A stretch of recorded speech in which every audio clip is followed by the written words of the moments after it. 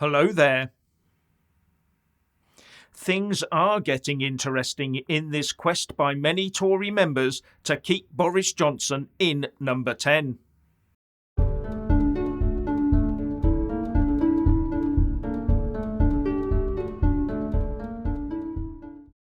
There is a head of steam in the Tory party to keep Boris in number 10, but I'm not sure it will come to anything. Right now there are many people who want to see the back of Boris, but there are many within the Tory party who want Boris back. Yes, they want to see a Boris comeback with a Boris ballot, and many want Boris back to keep Brexit safe.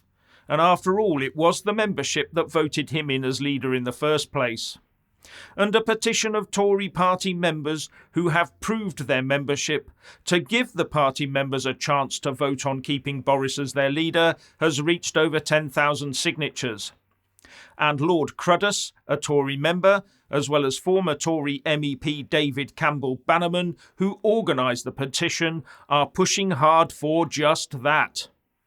Now, the idea is not for a three-way vote between Boris Johnson, Liz Truss and Rishi Sunak.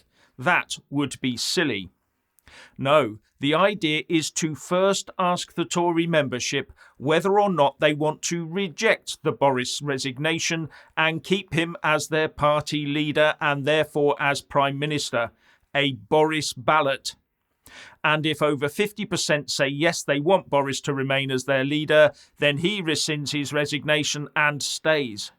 But if over 50% say no, then the next question is which of the two, Liz or Rishi, do they want? And Lord Cruddas tweeted last night, "Some big news coming next week for the Boris on the ballot campaign. Stay tuned." That'll have the Boris haters raging and get the anti-UK, anti-Brexit brigade into melting mode. Now, one thing to note is that Boris called his own vote of confidence in his government just before the recess, and he won. Remember, he'd already rejected the call for a vote of no confidence from the leader of the opposition, Keir Starmer. So why did Boris do this? To clear the way for something like this Boris ballot, maybe? Remember, he did channel the Terminator by saying "Hasta la vista, baby" at the end of his supposedly last Prime Minister's question time, hinting at an "I'll be back."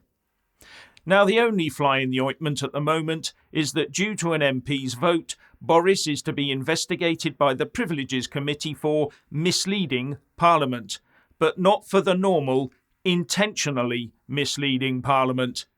Boris will therefore only have to be proved to have unintentionally misled Parliament to be found guilty, something that makes it very easy to get him banned from Parliament long enough to trigger a by-election in his Uxbridge and South Ruislip constituency, and something that I believe is unconstitutional unless all MPs are held to that exact same standard going forwards.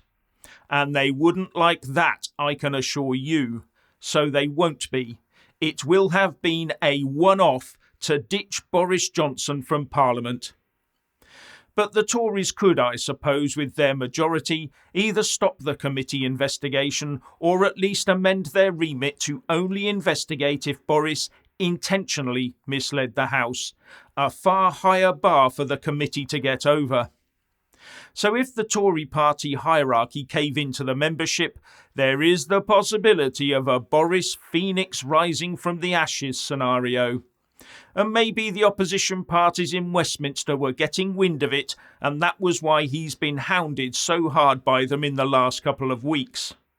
Now, I'm not saying it will happen or that it's right, only that if the cards fall exactly the right way up, it could conceivably happen.